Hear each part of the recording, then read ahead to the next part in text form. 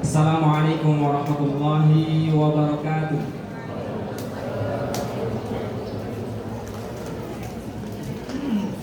Alhamdulillahi ala ihsani wa syukrun lahu ala taufiqihi wa amtinani wa ashhadu an la ilaha illallah ta'ziman li sya'ni wa ashhadu anna Muhammadan abduhu wa rasuluhu ad-da'i ila ridwani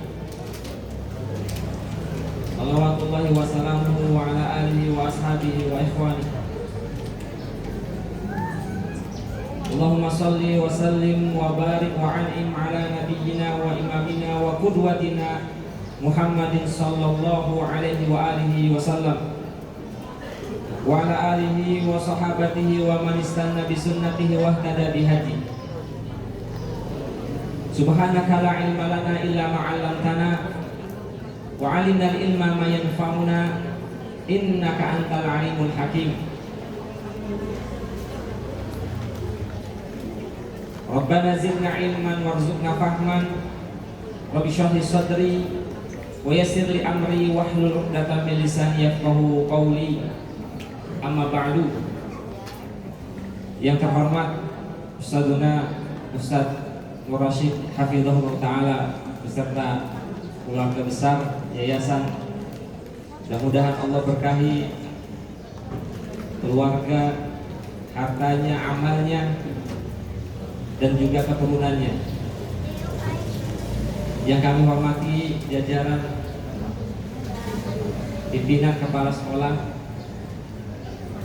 RA Al-Fatah, SDIT Al-Fatah, SMPIT Al-Fatah, beserta Dewan Guru dan jajarannya, mudah-mudahan Allah berkahi amalnya. Yang kami hormati ayah bunda, para orang tua, murid, santri apa murid Ustaz di sini? Murid dan santri insyaallah. Para pejuang Al-Qur'an, para orang tua yang mudah-mudahan Allah berkahi keluarganya, hartanya, dan semua amalnya. Dan mudah-mudahan Allah menerima amal ibadah kita semua dan Allah ridhoi langkah kita semua. Izinkan saya menyampaikan beberapa pesan motivasi untuk saya pribadi, juga kepada Ananda semua yang hari ini di wisuda.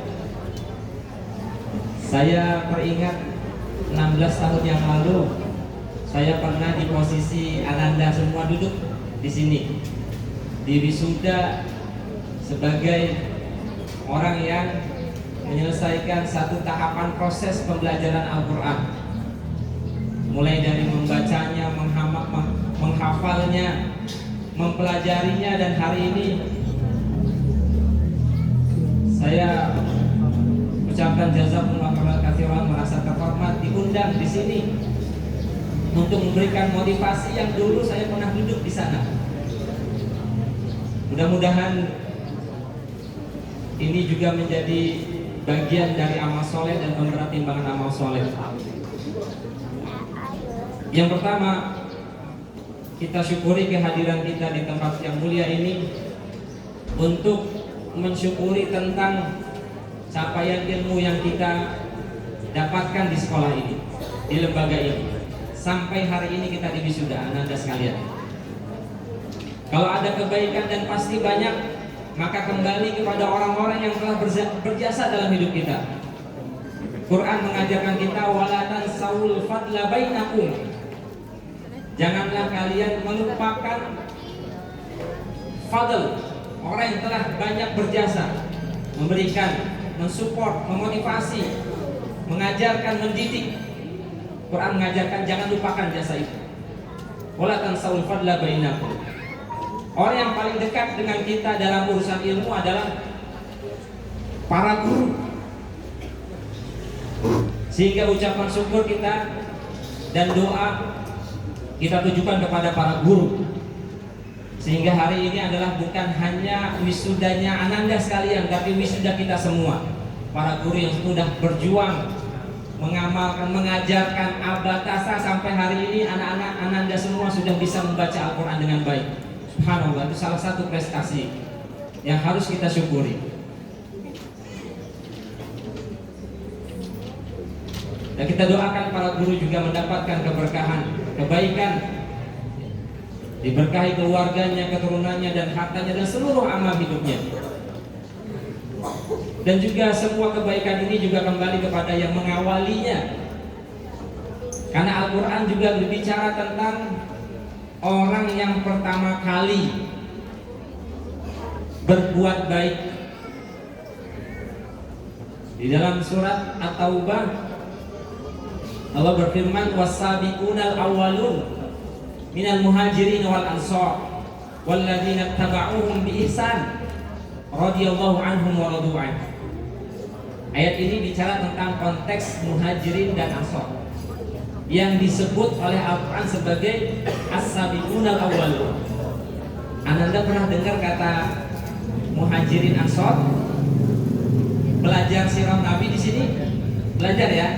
Siapa itu muhajirin? Sahabat Nabi yang hijrah dari Mekah ke Madinah. Siapa itu ansor? Sahabat ansor adalah sahabat asli yang tinggal di Madinah. Dua sahabat, dua generasi ini disebut dalam Quran sebagai as-sabiqunal awwalun, orang yang terdahulu. As-sabiq dari kata musabaqah, yang berlomba-lomba lebih dulu. Fastabiqul khairat, tadi kita dengarkan ayat. As-sabiqunal awwalun, orang yang lebih dulu mengawali, awal dalam kebaikan. Tentu kalau kita bicara lembaga, tentu adalah lembaga ini yang telah memfasilitasi kita semua untuk belajar ilmu, yang telah memfasilitasi kita semua untuk belajar Al-Quran, sehingga para pendiri juga mendapatkan kebaikan yang melimpah ruah atas berdirinya lembaga ini. Mudah-mudahan kita doakan sama-sama Allah menjaga lembaga ini, Allah kembangkan, tumbuh kembangkan jauh lebih baik dengan sebab Al-Quran yang kita pelajari di sini. Karena itu kita ucapkan terima kasih dan doa yang tulus mesti kita kirimkan, kita sampaikan kepada para pendiri di lembaga ini, juga kepada keluarga dan keturunannya. Bapak Ibu hadirin rahimani wa rahimakumullah, saya ingin ucapkan sebelum saya menyampaikan beberapa pesan, saya ingin ucapkan yang pertama kepada para ananda wisudawan dan wisudawati yang hari ini di wisuda, di mana hari ini acaranya judulnya Wisuda dan Family Al-Quran, keluarga Al-Quran. Hanya saja wisuda ini bukan akhir dari segalanya. Ini baru fase pertama. Ibarat orang berjalan, kita ketemu halte, kita ketemu terminal, berhenti dulu. Dari satu fase kita belajar di satuan SD, tapi jangan berhenti di situ, karena perjalanan kita masih panjang. Bahkan tadi disebutkan oleh Ustadzuna kepala sekolah, tujuan kita bukan hanya sebatas membaca, bukan hanya sebatas menghafalkan, bahkan kita bisa mengajarkan dan mengamalkan apa saja tentang Quran yang ada di Quran ini, sehingga Quran kita ini hidup dalam kehidupan sehari-hari. Oleh karenanya temanya adalah mendidik generasi cemerlang dengan Al-Quran. Kita ingin bagaimana anak-anak ini level Qurannya tidak sama dengan kita. Salah satu yang patut kita syukuri adalah di zaman ini dengan semua tantangannya, tadi disampaikan, diceritakan ya, ada banyak kasus-kasus penyimpangan seksual, kenakalan remaja. Bahkan kita hidup di kota besar Bekasi ya, tawuran, nongkrong, kriminalitas itu sudah tidak kenal usia. Naudzubillah. Apa sebabnya? Karena jauh dari Al-Quran. Alhamdulillah, lembaga ini memfasilitasi kita, anak didik kita, generasi kita untuk belajar Quran. Mudah-mudahan mereka lah jawaban doa-doa kita. Saya yakin pasti Bapak Ibu selalu mendoakan putra-putrinya. Dan ananda semua harus menjadi jawaban doa ayah bundanya. Apalagi hari ini ayah bunda hadir bersama kita dalam acara wisuda ini. Maka kita syukuri. Dan satu lagi yang merupakan harapan dunia dan akhiratnya, yaitu para orang tua. Para orang tua yang mempercayakan buah hatinya untuk dididik di lembaga ini. Dan capaian hari ini yang kita saksikan adalah hasil dari usaha anak bapak ibu sekalian. Supaya kita tahu dan mari kita bersyukur. Kita doakan orang yang telah berjasa dalam hidup kita. Dan ini adalah hari di mana kita bahagia dan bersenang-senang. Karena Quran menyampaikan, Quran mengingatkan kita untuk belajar senang-senang, Pak, bahagia. Padahal bahagia, senang itu nggak perlu diajari, orang bisa semua. Tapi anehnya hari ini orang kebalik-balik. Yang harusnya kita bahagia malah sedih, yang harusnya sedih malah bahagia. Quran mengajari kita bahagia. Kata Al-Quran, "Qul bifadlillah wa birahmatihi fabidzalika falyafrahu huwa khairun mimma yajma'un." Lihat, Quran turun kepada Nabi Muhammad SAW, memerintahkan Nabi untuk menyampaikan pada umatnya, "Qul", ucapkan Muhammad, sampaikan, "Bifadlillah", atas anugerah dari Allah, wa birahmatihi, dan juga atas kasih sayang Allah, rahmat dan kasih sayangnya. Fabidzalika falyafrahu, hendaklah mereka itu senang, bahagia. Fabidzalika falyafrahu huwa khairum mimma yajma'un. Senang bahagia atas apa? Atas Quran yang sudah kita pelajari dan kita hafal ini. Jadi hendaknya kita bahagia, bersyukur. Nah, salah satu wujud rasa syukurnya adalah dengan acara seperti ini.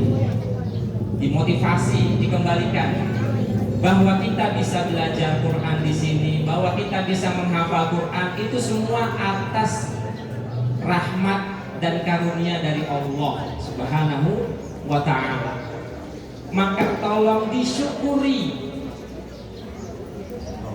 Quran yang sudah kita hafal dan kita baca ini. Alhamdulillah, bersyukur kita sudah selesaikan. Tadi disebutkan angkanya. Ada yang sudah hafal juz 30, ada yang sudah hafal juz 29. Alhamdulillah.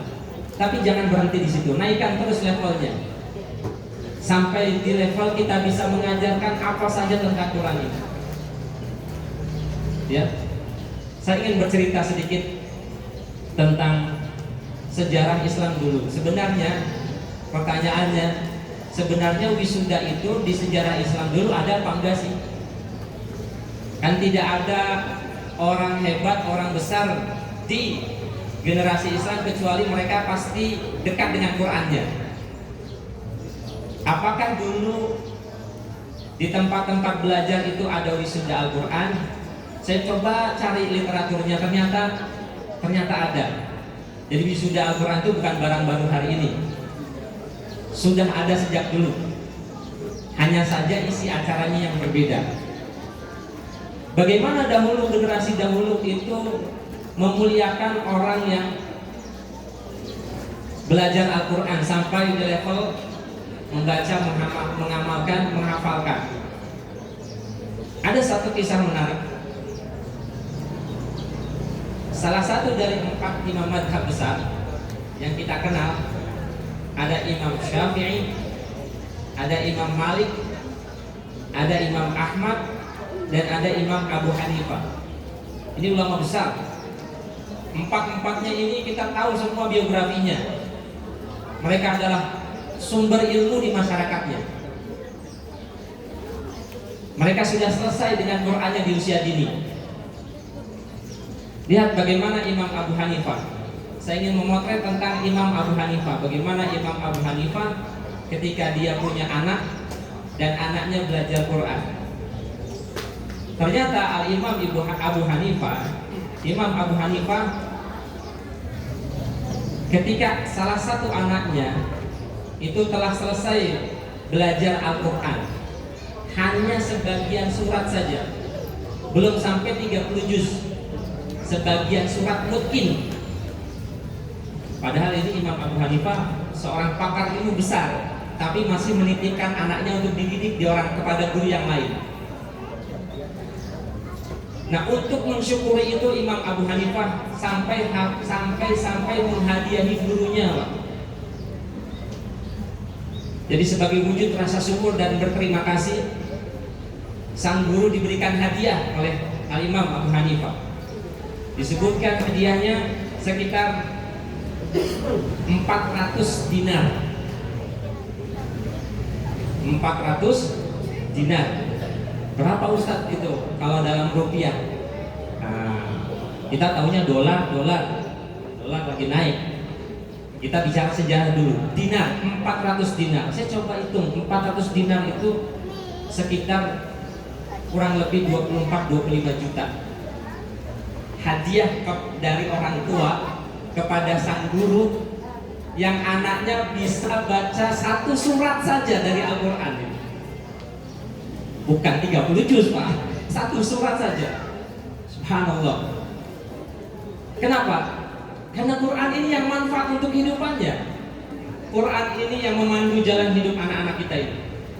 Quran ini yang mengangkat derajat keluarga kita ini. Bahkan bisa jadi Quran yang ada pada anak-anak kita ini yang menyelamatkan kita di akhirat nanti. Saya sering tanya karena saya guru, Pak, saya guru di sekolah, Bapak Ibu sekalian. Bahkan saya juga menyapa anak-anak SD, SMP, SMA. Saya suka tanya, Pak, ya, Ananda ini ngapal Quran ini tujuannya apa? Niatnya apa sih? Kenapa Ananda pengen ngapal Quran? Nah, bahasanya begitu. Ya, saya boleh nanya di sini, Ustaz? Boleh nanya, Ustaz? Ada yang mau berani jawab biar didengar juga sama ayah bundanya? Jangan-jangan ayah bunda belum pernah dengar dari anaknya. Pokoknya kamu belajar Quran aja, nak. Nah, ngajar Quran. Coba kita mau tanya nih, kenapa Ananda pengen belajar Quran? Jadi kalau ada niat yang belum, ya kita perbaiki. Tapi kalau ada niat yang bagus, alhamdulillah, naikkan levelnya, jaga niatnya. Boleh ada mic-nya, Ustaz? Siapa yang berani jawab? Ustaz, ada hadiahnya. Soal ada hadiahnya. Pertanyaannya satu aja. Kenapa Ananda mau ngapal Quran? Siapa yang mau jawab? Angkat tangan. Enggak apa-apa, jangan takut. Berani, generasi Quran itu berani. Iya. Tampil, jangan takut. Susah nggak pertanyaannya? Susah nggak pertanyaannya? Mudah ya pertanyaannya ya. Kenapa Ananda mau belajar baca dan ngapalin Quran? Kenapa? Siapa yang bisa? Yang putri juga boleh kalau ada. Siapa? Ananda? Ada? Boleh? Gak apa-apa. Kenapa? Kenapa kok mau ngapalin Quran? Kenapa mau belajar Quran? Mau dapat apa dari belajar Quran? Kira-kira siapa yang mau jawab? Angkat tangan, gak apa-apa. Siapa? Nah, kayak itu, Masya Allah. Nah, namanya siapa? Boleh, Ustaz? Dikasih, Ustaz. Nah, mudah-mudahan ada abinya di sini dengar. Kenapa? Namanya siapa, Kak? Rifki, Masya Allah, sama namanya sama saya. Kebetulan apa gimana? Ananda Rifki, kenapa mau belajar menghafal Quran? Karena dapat ilmu. Ingin dapat ilmu, Masya Allah, barakallahu fikum. Itu juga niat yang bagus. Karena Quran sumber ilmu, Masya Allah. Ada yang lain? Ada lagi? Ada lagi selain itu? Yang lain boleh? Ada lagi? Yang lain? Nah, boleh Kak, boleh berdiri Kak. Oh, nggak mau, nggak apa-apa, jangan takut. Lihat, kalau ingin mendapatkan ilmu sudah betul, berarti dia ingin jadikan Quran sebagai sumber ilmu. Ada lagi? Baik, yang putri ada yang putri? Berarti jawab. Susah nggak pertanyaannya ini? Kenapa kita menghafal Quran? Pasti ustadz dan ustadzahnya juga memberikan motivasi dalam pembelajarannya. Keutamaan menghafal Quran, dapat pahala, dapat ilmu. Ada? Ada? Dapat ilmu di dunia, dapat tambahan ilmu. Kalau di akhirat dapat apa nanti? Dapat pahala, apa lagi? Ada? Oh, boleh Kak? Boleh. Namanya siapa Kak? Kalila. Alila. Kalila, iya. Boleh dijawab Kak? Biar dapat pahala. Biar dapat pahala. Ada lagi? Biar kedua orang tua masuk surga. Biar kedua orang tuanya masuk surga. Masya Allah, barakallahu fiik. Cukup. Masya Allah. Lihat Pak. Lihat, anak SD sudah mulai berpikir memberikan yang terbaik untuk orang tuanya. Itu kalau bukan belajar Quran nggak bisa Pak. Ya. Disebutkan dalam sebuah hadis, Rasul Shallallahu Alaihi Wasallam pernah bersabda, "Man ta'allama al-Quran wa 'amila bihi, albasahu Allahu walidahu tajan." Siapa orang yang belajar Quran, belajar itu berarti ya baca, ya hafal, ya mempelajari, mengkaji, termasuk di dalamnya. Kemudian dia mengamalkan isi Al-Quran. Jadi gak berhenti di belajar, baca, ngajar, tapi diamalkan. Apa fadilahnya tadi? Allah akan memakaikan mahkota yang indah kepada kedua orang tuanya. Tolong hadis ini jangan dimaknai sederhana, jangan dimaknai biasa. Mahkota, bayangkan mahkota. Mahkota terindah di akhirat. Di saat orang lain mungkin tidak dapat, orang tua ini dapat mahkotanya. Apa sebabnya? Riwayat yang lain disebutkan bi ta'limil Quran, bi akhdikumul Quran. Karena sebab anaknya belajar Quran. Coba Pak, saya tanya, di sekolah ini yang berjuang belajar ngapal Quran, bapaknya, ibunya, apa anaknya? Anaknya kan, kita kan yang belajar kan. Tapi kebaikannya nyampe gak buat orang tua? Nyampe, Masya Allah. Luar biasa, Quran sampai sejauh itu memberikan karunia pada seorang hamba. Makanya sudah betul, salah satu ciri kebangkitan sebuah keluarga atau sebuah kaum ketika dia mulai serius dengan Qurannya. Kalau bapak ibu di keluarga punya anak 2, 3, 4, 2, 3, 4-nya salah satunya jadi penghafal Quran, itu sudah kebangkitan dalam keluarganya. Luar biasa, ya, luar biasa. Apalagi kalau semuanya anaknya dekat dengan Al-Quran, hidup dengan Qurannya, Masya Allah. Itu tabungan investasi dunia akhirat kita Pak. Subhanallah. Itulah anak yang menyelamatkan kita. Itulah doa kita yang ada pada diri anak kita.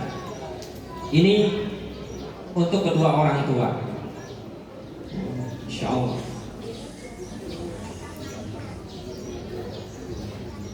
Baik, hadirin rahimani rahimakumullah. Kita tahu Al-Quran juga salah satu kitab Allah yang Allah turunkan terakhir kepada Nabi kita Muhammad SAW.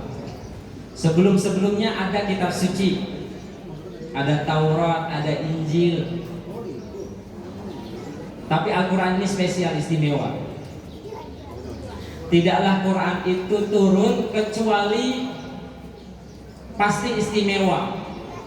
Tidaklah Quran itu nempel ke salah satu pasti dia jadi istimewa. Maksudnya gimana Ustaz? Maksudnya begini. Kapan turunnya Al-Quran? Al-Quran turun di malam Lailatul Qadar. Gimana bunyi ayatnya? Inna anzalnahu fi Lailatul Qadar. Oh, Quran turunnya di malam Lailatul Qadar. Setahun itu ada berapa malam sih Ustaz? Ada berapa malam setahun? Ada 360 malam satu tahun, 360 hari. Bayangkan, dari 360 hari atau 360 malam, yang terbaik hanya malam Lailatul Qadar. Apa sebabnya? Malam turunnya Al-Quran. Sudah paham sampai sini? Saya jelasin lagi. Quran turun di bulan apa? Bulan Januari. Quran turun bulan apa? Bulan Ramadan, betul. Masya Allah, tabarakallah. Karena malam Lailatul Qadar adanya di malam Ramadan. Lihat, karena Quran turunnya di bulan Ramadan, satu tahun itu ada 12 bulan. Maka Ramadan menjadi bulan terbaik di antara bulan-bulan yang lain.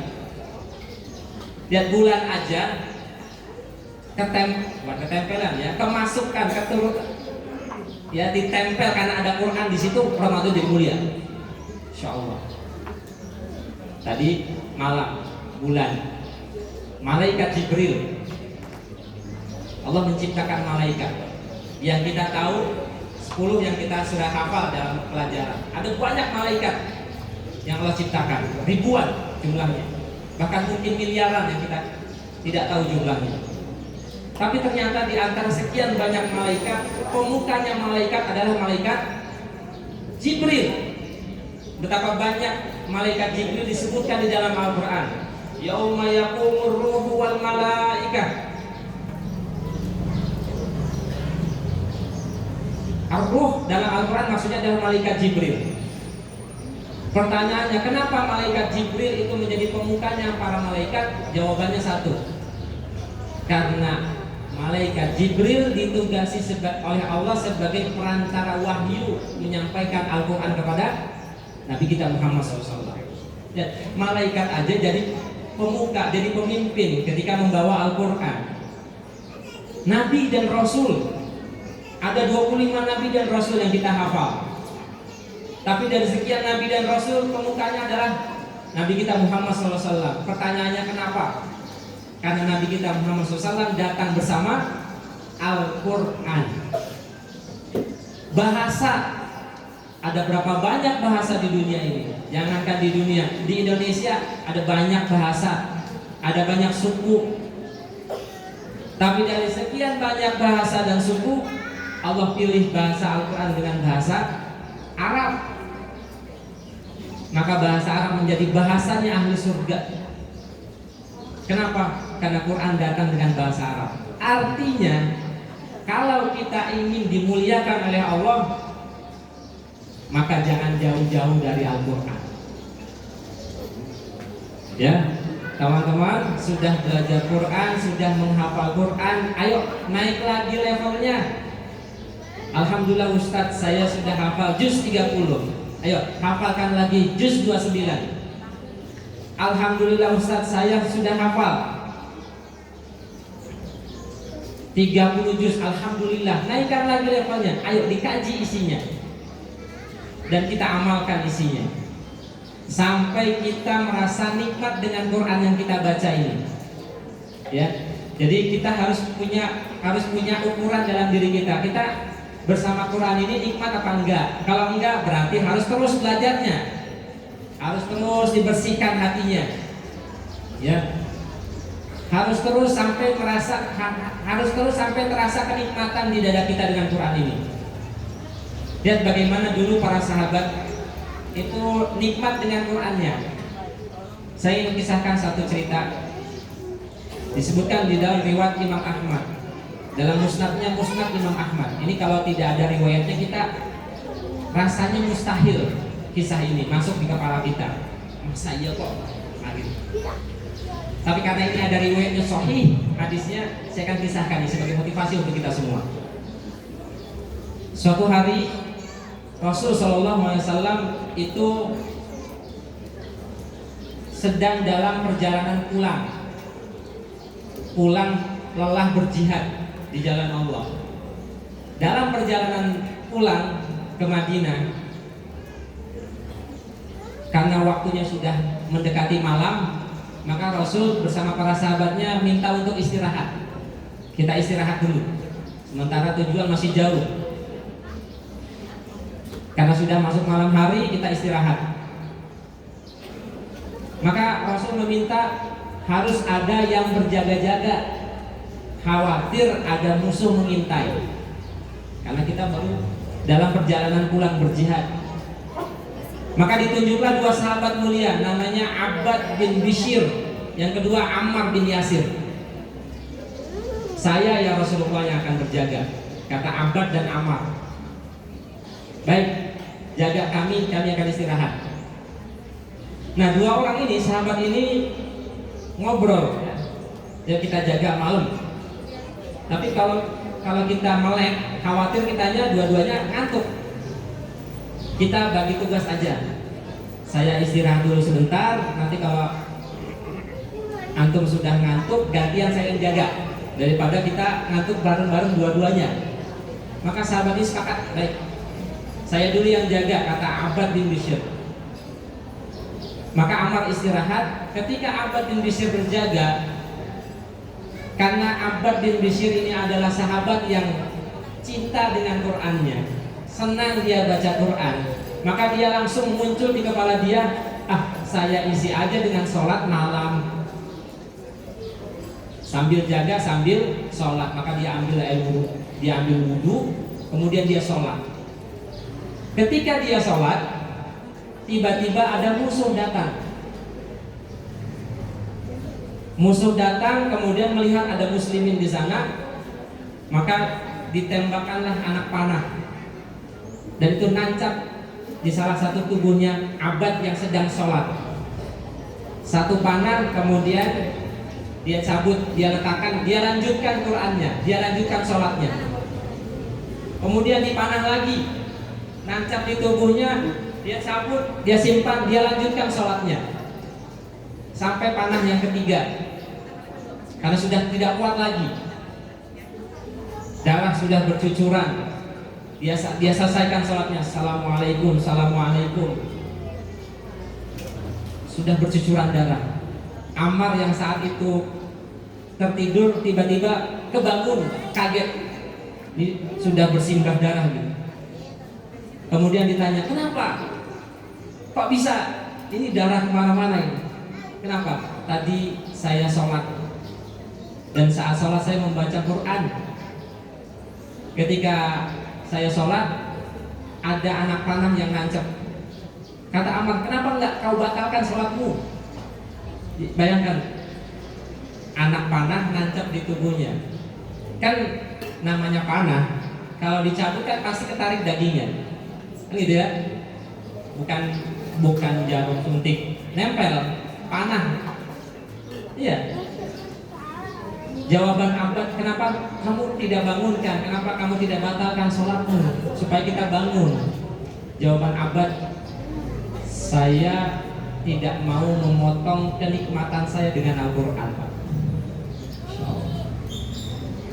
Jadi rasa sakit pun tidak terasa kalau orang itu sudah nikmat dengan Qurannya. Nah, generasi kita harus begitu, Pak. Harus sampai kita merasakan kenikmatan dalam hati kita Quran yang kita baca. Ya. Kalau belum, terus belajar Quran. Bersihkan wadahnya hatinya. Karenanya salah satu tugas Nabi Muhammad SAW adalah mengajarkan Quran ini. Allah berfirman, Huwallazi arsala Huwallazi ba'atha fil ummiyina rasulan minhum yatlu 'alaihim ayatihi wa yuzakkihimul kitab wa yu'allimuhumul kitab wal hikmah wa in kanu min qablu lafi dhalalin mubin. Tugas Nabi salah satunya adalah mengajarkan Al-Quran. Jadi Nabi dapat wahyu, Nabi ajarkan para sahabatnya. Sahabatnya membacakan, menghafalkan sekaligus. Jadi membacakan dalam Al-Quran itu, dalam literatur zaman dahulu, orang belajar baca itu maksudnya adalah sekaligus dengan menghafal. Makanya di dalam Al-Quran banyak kata yatlu. yang kita kenal dengan istilah tilawah Al-Quran. Itu maksudnya adalah baca dengan hafalannya. Karena di zaman Nabi belum ada mushafnya. Mushaf baru dicetak itu di zaman Utsman bin Affan. Itu pun jumlahnya cuma 5. Bayangkan kita hari ini, kita bisa bawa mushaf, dalam diri kita ada 5. Kita punya HP 2, di HP-nya ada aplikasi Qur'annya. Di tas bawa laptop, di laptopnya ada Qur'annya. Nanti punya tab, di tabnya ada Qur'annya. Belum lagi mushaf yang kecil di sakunya. Jadi seseorang hari ini bisa bawa 5 mushaf dalam dirinya. Tapi pertanyaannya, jadi ahli Qur'an nggak? Qur'annya hidup nggak dalam hidupnya? Zaman dulu nggak ada Qur'an, mushafnya belum ada. Ya. Tapi mereka masyarakat Qur'ani, karena mereka amalkan Qur'annya dalam kehidupan mereka. Ya. Itulah gambaran Al-Quran di tengah kehidupan para sahabat. Makanya Allah berfirman untuk memotivasi kita semua bahwa Quran ini bukan hanya sebatas untuk dibaca dan dihafalkan. Itu baru fase pertama, sudah betul. Tapi jangan berhenti di situ. Naikkan lagi kualitasnya. Naikkan lagi kedekatan, kenikmatan kita dengan Quran ini. Nabi menyampaikan, khairukum man ta'allamal Quran wa 'allamahu.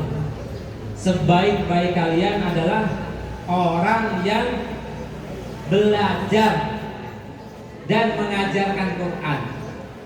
Lihat, seneng nggak kita dibilang sama Rasul itu, Anda terbaik, Insya Allah.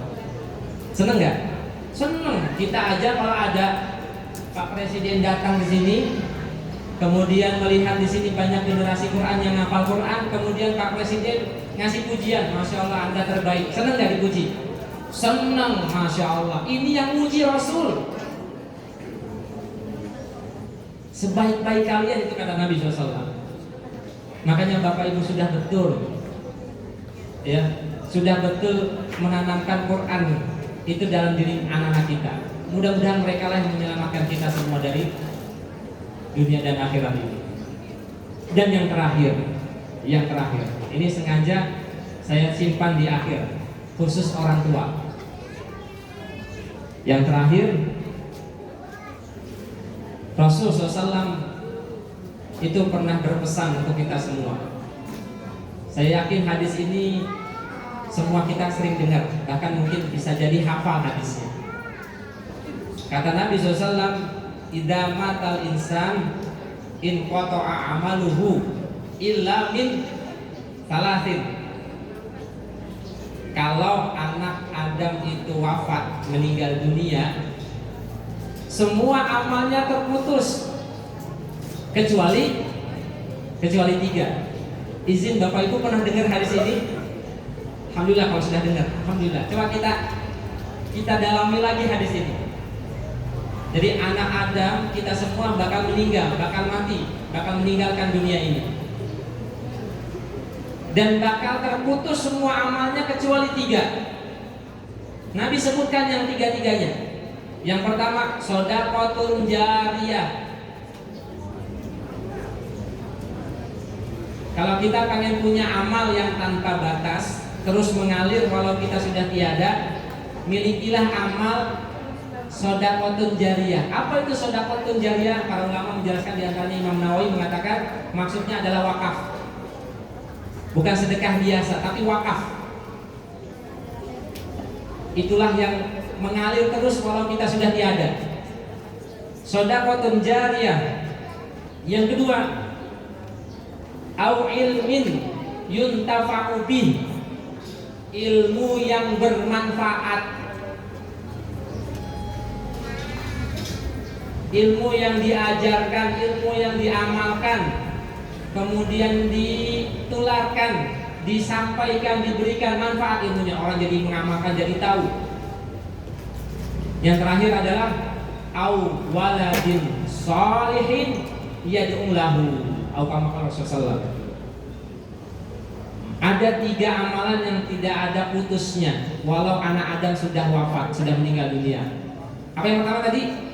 Shadaqatun jariyah. Yang kedua, ilmu yang bermanfaat. Al-Quran bermanfaat tidak? Bermanfaat. Al-Quran ilmu tidak? Ilmu. Berarti termasuk Quran ini ilmu yang bermanfaat. Yang ketiga, awwaladin sholih, anak yang soleh yang mendoakan orang tuanya. Insya Allah. Ini hiburan buat ayah bunda dari Nabi Shallallahu Alaihi Wasallam. Oke.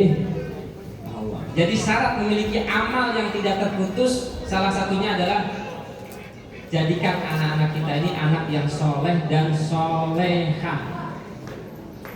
Ustadz bisa nggak dapat 3-3-nya? Bisa. Bisa. Kalau bisa 3 kenapa 1? Kadang-kadang kita kalau ingin mendapatkan kebaikan yang sifatnya dunia, mau 10 juta apa mau 100 juta? Gimana jawabannya? 100 juta pasti. Iya. Ini akhirat Pak. Nabi tawarkan 3 tadi. Sedekah jariyah, ilmu yang bermanfaat, anak yang soleh yang mendoakan kedua orang tuanya. Ustaz bisa nggak 3-3-nya? Bisa. Siapa bilang nggak bisa? Bisa. Ustaz saya kalau mengajarkan ilmunya nggak ada Ustaz. Jadikan anakmu yang nanti jadi sumber pahalamu untuk mengalirnya amal. Anak-anak kita sekolahkan, dan itu dari sekolah dia dapat ilmunya. Dari ilmunya dia ajarkan, dia amalkan, dapat orang tua jariyah dari anaknya.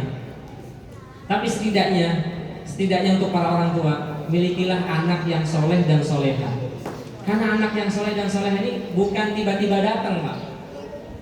Nggak bisa Pak. Anak yang soleh dan soleha ini adalah anugerah dari Allah atas ikhtiar usaha kita mendidik dia. Hadiah terbesar kita sebagai orang tua adalah dijadikannya anak-anak kita anak yang soleh dan solehah. Kenapa? Karena yang paling manfaat dari anak soleh itu apanya Pak? Yang paling manfaat dari anak soleh itu apanya Pak? Apanya? Doanya. Sadar kita ini banyak kekurangan, sadar kita ini banyak khilaf. Tapi kalau orang tua itu punya anak yang soleh dan solehah, masya Allah, luar biasa, luar biasa. Ya. Dan nanti di akhirat orang tua akan dimuliakan karena sebab anaknya yang soleh. Ada salah satu hadis yang menyatakan ada orang tua yang di akhirat nanti itu derajatnya makin tinggi, makin tinggi, makin tinggi. Orang tua ini merasa keheranan, kok derajat saya makin naik ya. Perasaan saya dulu di dunia nggak punya amal istimewa, ya sholat wajib, ya sunnah, ya puasa Ramadan, ya zakat. Kalau ada kelebihan harta untuk bisa haji, umroh, perasaan nggak ada, biasa-biasa aja. Tapi kok makin naik, makin naik, makin naik. Orang tua ini bertanya, dari mana saya dapat ini? Karena dia merasa amal saya biasa aja. Maka dijawab oleh para malaikat atas perintah Allah. Jawab, kata Allah, perintahkan malaikat jawab. Jawabannya adalah bistighfari waladika anta. Wahai para ayah dan ibu, Anda ini mendapatkan kemuliaan, dinaikkan derajatnya oleh Allah karena sebab doanya Ananda, anak-anak kita ini yang mendoakan kita. Dan ciri anak yang soleh adalah selalu mendoakan kedua orang tuanya. Itu ciri yang paling mendasar. Dan tidak mungkin anak itu soleh kecuali dididik oleh orang tuanya, dikenalkan apa itu Quran dan nilai-nilai semua yang ada di dalam Al-Quran ini. Jadi itu adalah harga yang Allah balas nanti di akhirat. Ustaz, jadikan anak yang soleh itu sekarang tantangannya berat, Ustaz, berat. sebanding dengan yang Allah berikan nanti di akhirat. Mudah-mudahan Allah berikan kekuatan kepada kita semua untuk terus mendampingi anak-anak kita menjadi anak-anak yang soleh, yang selalu mendoakan kedua orang tuanya. Saya terakhir cerita, kalau ketemu orang tua, sepuh, bapak-bapak, saya suka mendengarkan obrolan. Kadang bapak-bapak kan suka ngobrolin tentang keluarga. Apalagi kalau bapaknya ini anak-anaknya sudah selesai sekolahnya. Suka ada obrolan. Mas, gimana? Mas Budi gimana sekarang? Anak-anak gimana? Alhamdulillah, anak-anak sudah selesai. Sekolahnya sudah selesai. Insya Allah, selesai sekolahnya. Kuliah S1, S2, S3. Alhamdulillah, ada juga yang bercerita, alhamdulillah anak saya sudah rumah tangga, sudah punya tempat tinggal, sudah punya kendaraan. Disebutkan semua hal-hal yang membahagiakan dari sisi dunianya. Alhamdulillah, sudah bisa ngasih buat orang tuanya. Itu semua dunia, Masya Allah. Tapi kalau ya anak itu secara dunianya dia sukses dengan definisi tadi, sudah punya tempat tinggal, sudah punya kendaraan, sudah bisa ngasih ke orang tua. Pertanyaan saya, kalau anak sudah kita didik, sudah sukses dunianya, na'udzubillah, ternyata di ujung anak itu jadi anak yang durhaka, tidak berbakti pada orang tua. Pertanyaan saya adalah, Bapak Ibu bahagia apa enggak? Bapak Ibu bahagia apa enggak? Yang jujur, Pak. Udah sukses. Rumahnya mentereng, mobilnya berbilang, banyak mobilnya. Udah sukses. Tapi sang anak ini dengan kesuksesan dunianya tidak bisa berbakti pada orang tuanya, bahkan durhaka pada orang tuanya. Pertanyaan saya, bahagia apa tidak kita sebagai orang tua? Tidak akan bahagia. Karena bahagianya orang tua adalah ketika anak-anaknya jadi anak-anak yang soleh, yang bisa mendoakan kedua orang tuanya. Makanya di Quran diajari Rabbik firli wali walidayya warhamhuma, diajari doa, diajari jasa, mengenang jasa kebaikan kedua orang tua. Itulah kebahagiaan tertinggi yang ada pada orang tua ketika memiliki anak-anak yang soleh, yang bisa mendoakan kita semua, baik saat kita masih ada maupun saat kita sudah tiada. Dan itulah yang menyelamatkan kita di dunia dan akhirat. Mudah-mudahan ini menjadi nasihat untuk saya pribadi dan kita semua. Ayo Ananda semua, jangan berhenti di Quran yang sudah dibaca di level kalian. Sudah selesai juz 30, naikkan lagi. Saya pengen serius, Quran ini butuh orang yang cerdas. Saya titip sama Bapak Ibu yang ada di sini, Pak. Kalau anak kita ini ternyata pinter Qurannya. Pinter maksudnya adalah ngafalnya cepat. Ketika dijelaskan mudah dia menerima pemahaman. Berarti anak cerdas ini. Kalau ada anak yang seperti ini, tolong disupport untuk serius dengan Qurannya. Jangan lagi anak saya pinter, saya akan kuliahkan kedokteran. Bukan nggak boleh kedokteran, bukan. Ya. Tapi kadang-kadang kita nggak adil. Giliran anak yang pinter kuliah kedokteran, giliran yang kurang belajarnya Quran aja lah. Walaupun pasti dimuliakan. Tapi maksud saya, yuk kita serius dengan Quran ini. Karena Quran butuh orang yang cerdas, butuh orang yang pintar. Dan pasti orang yang belajar Quran pasti dijamin hidupnya oleh Allah. Nabi menyampaikan, innalillahi ahlin. Allah itu punya keluarga di dunia ini. Sahabat bertanya, siapa keluarganya Allah? Nabi menjawab, hum ahlul Quran, ahlullahi wa khassatuhu. Ahlul Quran, orang yang belajar Quran, orang yang ahli pakar dengan Al-Quran adalah itulah keluarganya Allah. Keluarga bukan dalam makna yang sebenarnya, ada bapak, ada ibu, beda. Maksudnya adalah Nabi ingin menyampaikan orang yang dekat dengan Al-Quran adalah orang khususnya Allah. Kita aja yang mungkin jauh dari kategori orang khususnya Allah, orang terdekat. Kita minta sama Allah dikasih, Pak.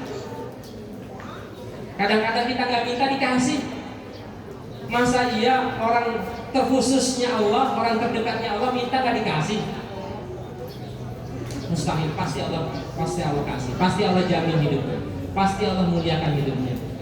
Baik, itu yang bisa kita sampaikan. Mohon maaf kalau penyampaiannya agak sedikit nyentak, agak sedikit tinggi nadanya. Itu semata-mata karena kecintaan dan kebahagiaan melihat Anda semua di wisuda, dan mudah-mudahan ini menjadi tabungan investasi buat orang tua semua. Dan mudah-mudahan Allah jadikan anak-anak kita semua anak-anak yang soleh dan solehah, yang kelak kemudian akan berbakti kepada kedua orang tuanya. Allahumma amin. Demikian yang bisa saya sampaikan, kurang lebihnya mohon maaf. Wa akhiru da'wana alhamdulillahirabbil alamin. Subhanakallahumma wa bihamdika asyhadu an la ilaha illa anta astaghfiruka wa atubu ilaik. Wa akhiru da'wana alhamdulillahirabbil alamin. Assalamualaikum warahmatullahi wabarakatuh.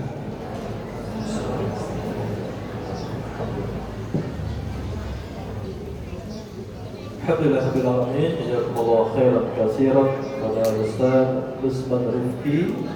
Dia telah menyampaikan tausiah dan motivasi kepada kita semua. Semoga setiap nasihat yang telah diberikan menjadi ilmu yang bermanfaat untuk kita, menambah kecintaan kita kepada Al-Quran, serta menjadi amal jariah yang pahalanya terus mengalir kepada kita.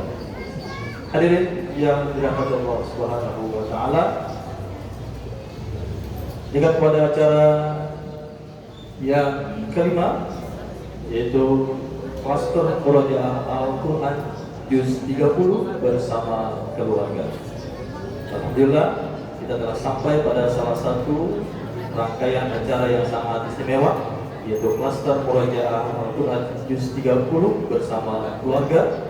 Maka Anda yang hari ini berada di hadapan kita akan mendengarkan hafalan Al-Quran yang telah mereka pelajari dan perjuangkan dengan penuh kesungguhan.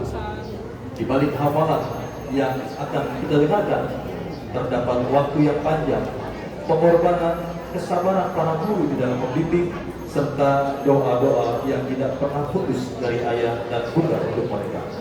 Pada para orang tua, mari kita dengarkan lantunan ayat-ayat suci Al-Quran dari buah hati kita dengan penuh rasa syukur kepada Allah Subhanahu wa taala.